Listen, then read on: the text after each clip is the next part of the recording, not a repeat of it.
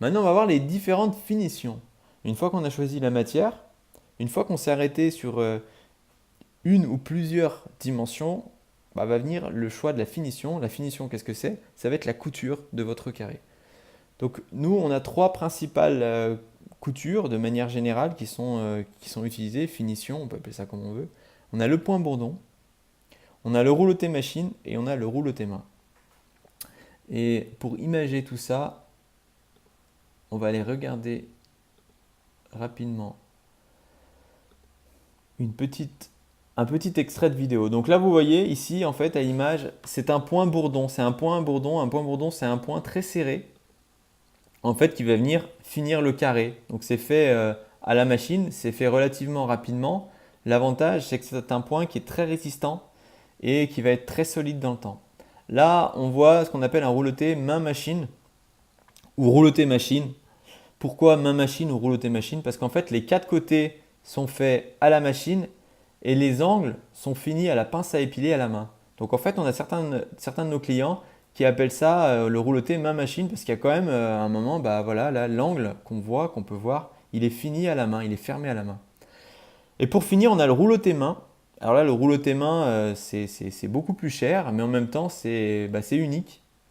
On a vraiment une finition différente sur chacun des carrés parce que bah, le point est fait à la main, donc point par point, la couturière, eh bah, elle va façonner le foulard. Et d'une pièce à l'autre, chaque pièce est unique parce que réellement, bah, le coup de la couturière, il va être différent d'une pièce à l'autre. Il y a aussi une question de vitesse et de rapidité parce qu'il faut savoir qu'un rouleau main, une couturière donc expérimentée et qui a une bonne dextérité, est capable d'en faire à peu près 3 par heure. Le rouleauté machine, je ne vais pas vous dire de bêtises, mais il me semble que on peut faire une pièce, ça prend à peu près 5 minutes. Donc vous voyez que la productivité n'est pas du tout la même. Et puis, on peut voir vraiment la différence aussi, c'est dans le roulotage. C'est-à-dire que le rouleauté main, on va vraiment avoir un rouleauté qui va être roulé. Le rouleauté machine, il va être beaucoup plus aplati et beaucoup moins volumineux. Donc là, le rendu ne sera pas le même. Et voilà, à l'œil, c'est très facile de voir la différence. Et pour les connaisseuses et les amatrices de foulard, rien ne vaut un rouleau main.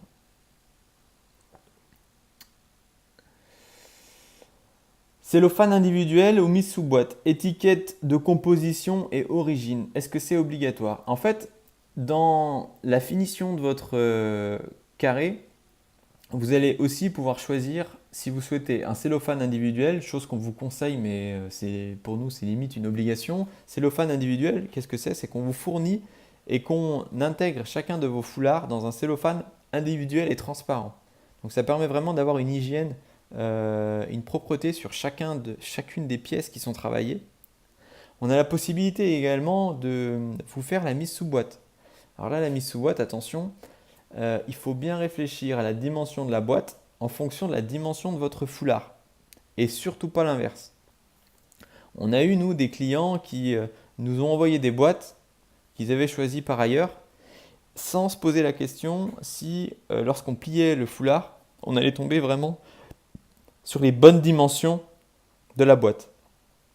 Et lorsque les couturières doivent plier un foulard qui ne rentre pas correctement dans une boîte, eh ben on est obligé de le plier de manière, enfin de façon à ce que ça rende le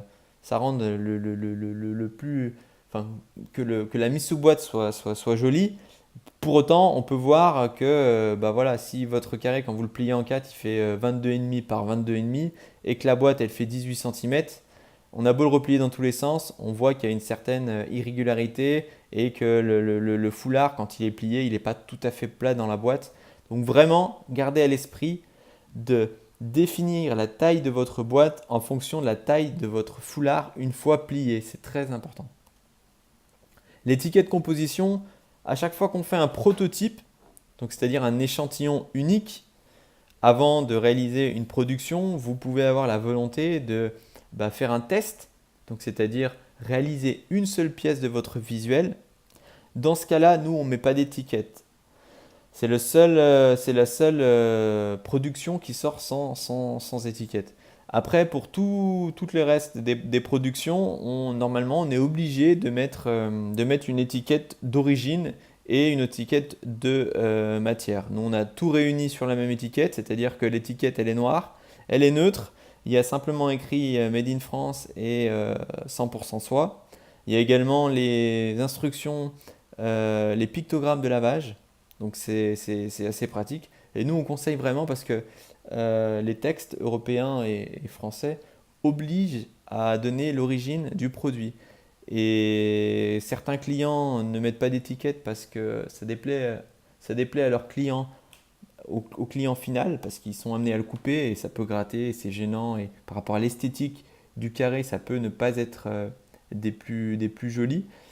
Mais nous, on vous conseille quand même de prendre cette petite option-là qui est à 30 centimes, ou bien nous fournir carrément votre étiquette à vous. Et dans ce cas-là, la mise en place de votre étiquette, elle est gratuite à partir du moment où elle est intégrée dans la couture et que ce n'est pas deux points qu'on fait à la fin.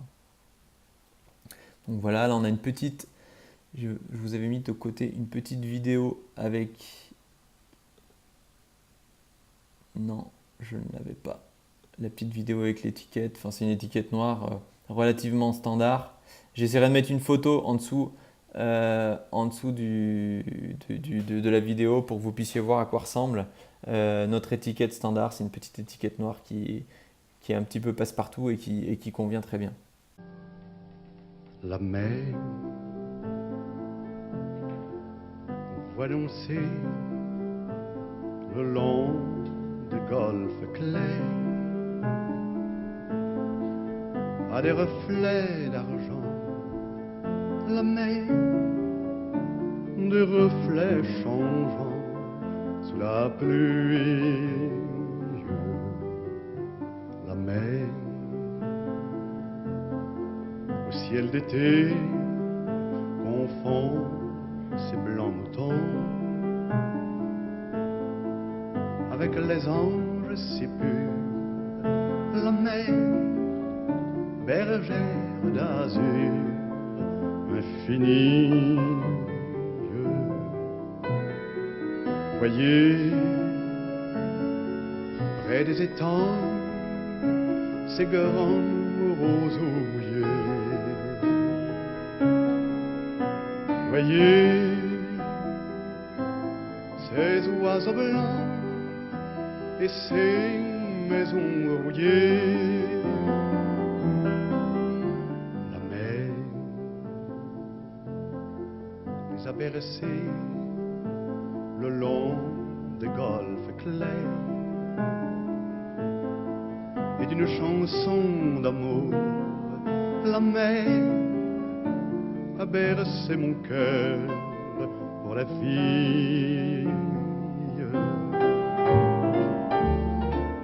La mer qu'on voit danser le long des golfes clairs à des reflets d'argent. La mer, des reflets changeants sous la pluie. La mer, au ciel d'été confond ses blancs moutons avec les anges si purs. La mer, bergère d'azur infinie. Voyez, près des étangs, ces grands roseaux mouillés. Voyez, ces oiseaux blancs et ces maisons rouillées. La mer les a bercés le long des golfes clairs et d'une chanson d'amour. La mer a bercé mon cœur